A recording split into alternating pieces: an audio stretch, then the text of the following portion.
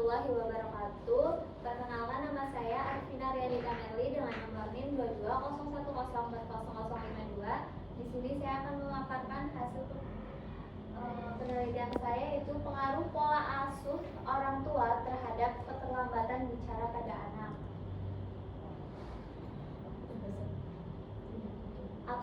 Abstrak penelitian ini berfokus untuk menganalisis pengaruh pola asuh orang tua terhadap keterlambatan bicara pada anak usia dini menggunakan metode pendekatan kualitatif melalui observasi langsung pada anak usia 2 tahun 8 bulan.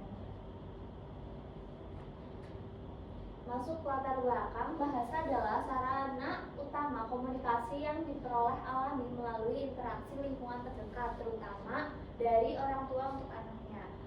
Kemudian, kemampuan berbahasa penting dalam perkembangan anak usia dini melalui interaksi sosial. Menurut Rohmah 2018, perkembangan adalah peningkatan kemampuan struktur dan fungsi tubuh bertahap dan teratur, hasil pematangan organ. Lalu, peran krusial pola asuh orang tua. Yang pertama, orang tua sebagai pendidik utama, di mana orang tua adalah pendidik pertama dan utama. Interaksi harian memengaruhi keterlambatan berbahasa pada anak. Lalu, stimulasi verbal. Kurangnya stimulasi verbal dapat menyebabkan keterlambatan bicara pada anak. Kemudian, tumbuh kembang. Pola asuh sangat berperan dalam proses tumbuh kembang anak, termasuk bahasa.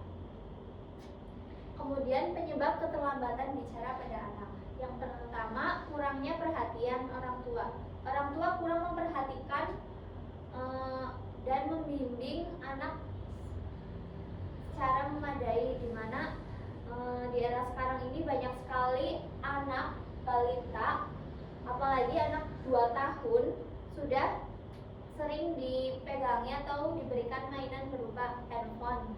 Jadi anak tersebut akan asik dengan dunianya sendiri. Lalu, kurangnya pengetahuan, di mana kurangnya pengetahuan orang tua tentang perkembangan psikologis dan sosial anak. Selanjutnya, ketidaksesuaian pola asuh. Ketidaksesuaian antara cara mendidik orang tua dengan karakter anak. Lalu, mengenali keterlambatan bicara pada anak sejak dini. Keterlambatan perkembangan bicara dan bahasa harus dikenali sedini mungkin oleh orang tua. Banyak orang tua belum menyadari bahwa dampak langsung gaya pengasuhan terhadap perkembangan bicara anak. Penelitian ini mengkaji hubungan pola asuh dengan keterlambatan bicara anak usia dini. Metode penelitian menggunakan metode observasi kualitatif dengan pendekatan melibatkan orang tua dan observasi langsung perkembangan bahasa anak. Lalu subjeknya itu tetangga rumah berusia 2 tahun 8 bulan dalam tahap awal pemerolehan bahasa. Lalu pelaksanaan mengamati alami di lingkungan rumah tanpa perlakuan khusus dan mencatat perilaku bahasa spontan. Kemudian fokus observasi cara anak belajar, berbicara, merespon, menyebut benda, meniru ucapan, ekspresi, dan gerakan tubuh. Hasil observasi gejala keterlambatan bicara, kemampuan bahasa, anak usia 2 tahun 8 bulan belum berkembang optimal, hanya mengucapkan beberapa kata dasar.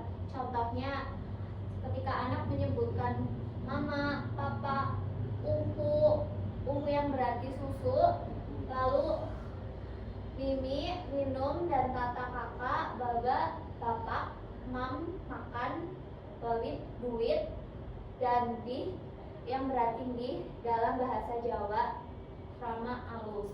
Kemudian bunyi tiruan, sering mengucapkan bunyi tiruan seperti B yang berarti kambing, dan cip berarti burung, dan N berarti kendaraan, atau biasa meminta untuk naik motor dengan mengucapkan ngeng. Lalu respon benda. Respon benda berupa suara tidak bermakna atau menunjukkan jari saat meminta sesuatu, tidak mengucapkan bunyi, namun ketika meminta sesuatu hanya menunjuk benda yang ia inginkan.